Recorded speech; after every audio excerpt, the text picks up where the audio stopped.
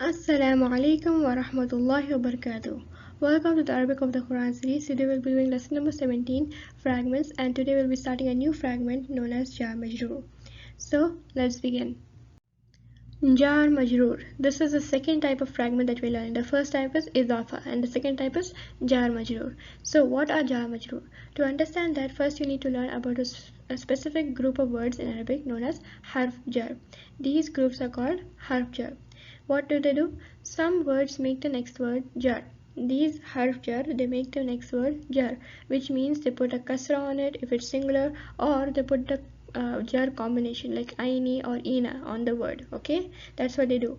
There are 11 such words in the Quran. There are 11 such harf jars in the Quran, and you can see in the example, Al-Asri is, yes, it's jar. And if someone asks why Al-Asri is jar, it's because there's a harf jar before it. Now here, in this case, Waw is a harf jar and it's making Al-Asri jar. And this is a fragment. You know why? Because Wa means I swear by. So if someone tells I swear by time, it's an ayah in the Quran, I swear by time, then you will be like, okay, what's next? So it's not a complete thought, it's just a fragment. And they're all harf. Okay, they are all harf. Every single one of harf jar are harfs, and they don't have four properties, because only isms have four properties, right? So you can't look at this and tell Waw is nasab. No, Waw is not nasab. It cannot be rafa, nasab, jar. It cannot be singular, dual, plural. All the things you learned till now, it will not be that. Okay, it cannot be that. All those things are just for isms. This is a harf. It's a different thing. They only have one job. And what's their job? To make the next word jar. That's the only thing they do. This fragment is known as Jaar Majroor.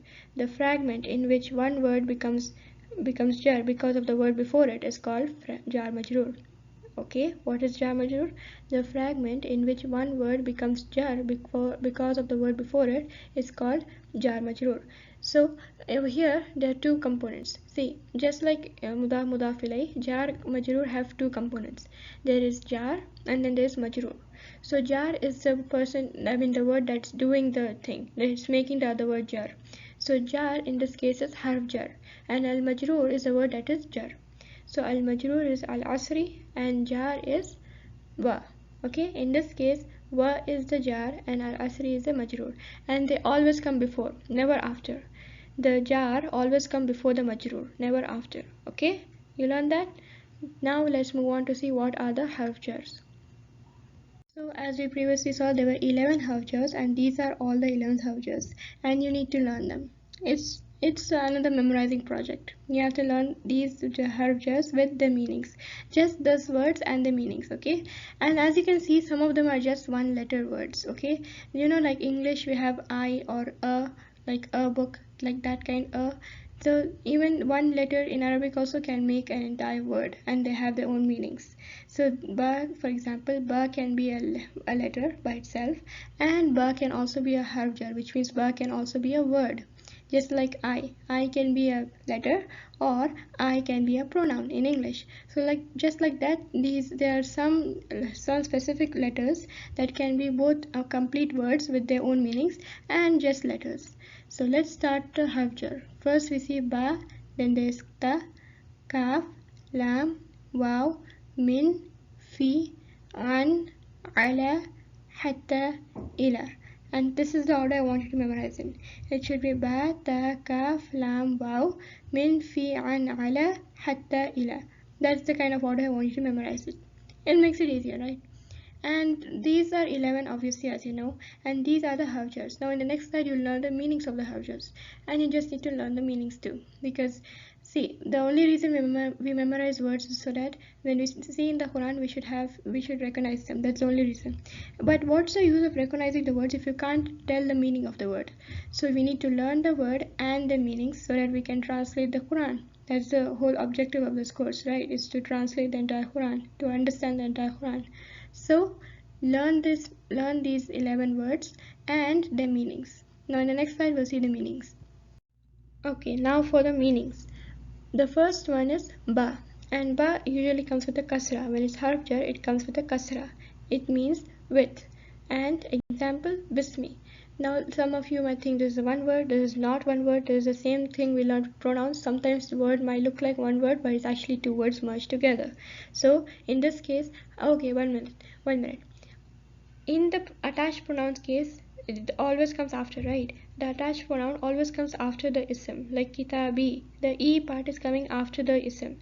But in harf jar, if they're attaching themselves to the word, they'll always come before the word, never after. They will never come after the word, okay? They'll always come before the word. So now you need to pay attention the next time you see any ba, just to make sure that it's not in harf jar, okay? So bismi, how will you check? By seeing if the word is jar. So bismi, this is jar because of ba. It's actually two words, which is ba and ismi, and they join together and made bismi. And we use this word very commonly where Bismillahir Rahmanir Rahim. When we read the Quran, we use this word very common. Next, ta. This is used in the Quran. It means I swear by, and it's only used with the word Allah. This harf jar is only used with the word Allah in the Quran, and it is tallahi. This tallahi word is seen in the Quran, and it is only used with the word Allah. This harf jar ta cannot be used with any other word. It's reserved for the word Allah. Next, ka. This comes with a fatha always. When it's harf jar, it comes with a fatha. This means like, okay? For example, kal waladi. Why is it waladi jar? Because ka is a harf jar. So kal waladi, which means like a boy. So it's like a boy, example. The example only will give you an example. Next one, la and li. These both are harf jars. They come depending upon the word they are attaching themselves to. So they both mean for, and fatha is only for pronoun.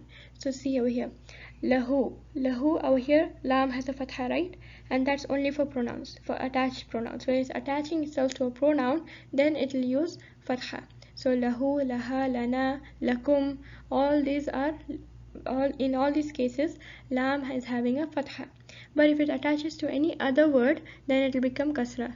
So li rasuli, or likitabi, or lillahi. There's lillahi in the Quran. So all these are obviously they are jar, and the lam is having a kasra over here. But when it comes to pronouns, attached pronouns, the lam will not have a kasra. It will always have a fatha. And one more thing, the only time it will have a kasra is when it's with e, which means ana. So when it's with ana, so it will be li. Remember, ana, that time it will become li. Other than that, all pronouns it will be la. Okay, that's just one exception here. You don't need to know all this. You just need to know that lam can come in two forms. Okay, and just know that the word after is jar. And by the way, attached pronouns are nasab or jar, right? Attached pronouns are nasab or jar. But in this case, it is jar. I can 100% tell that this who is jar. Why?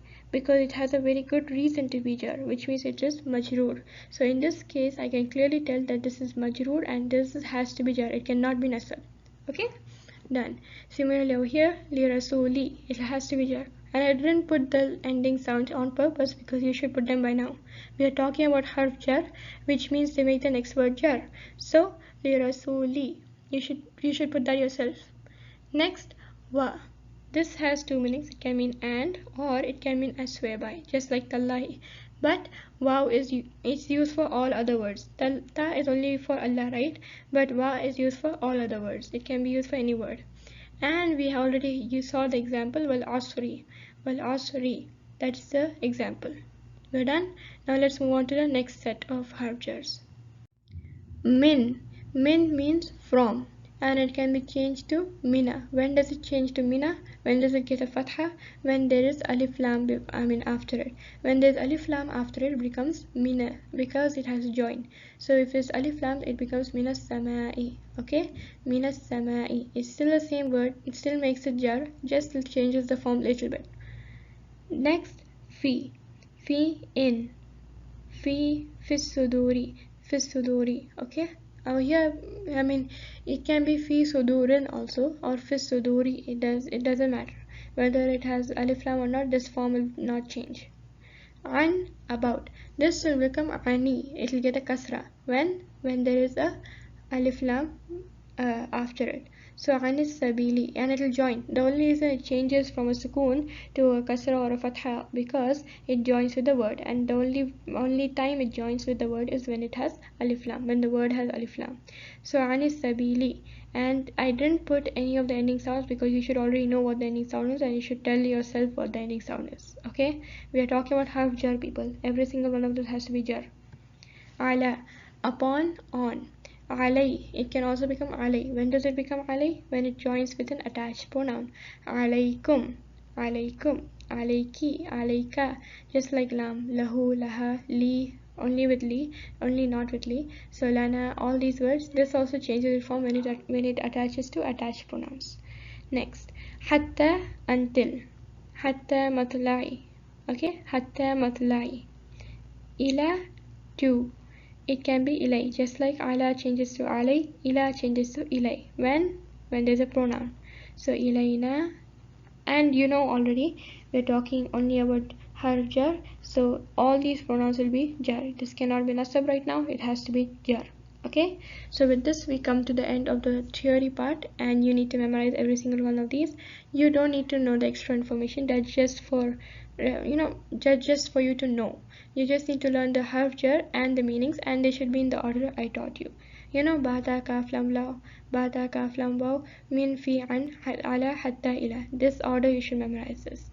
And next video will be fully practice based, and that's why we need you to memorize this before the next video. So yeah, just memorize this. 11 words seems a lot at first, but they're actually really easy once you get the hang of it. I know there's a lot to memorize nowadays, but it's really useful. I mean, the Quran is filled with these words. You open any page of the Quran, you'll see these words anywhere, everywhere. So just go through a little bit of hard work, memorize these words, and you'll be really happy later. Okay, so see you in the next video. Thank you.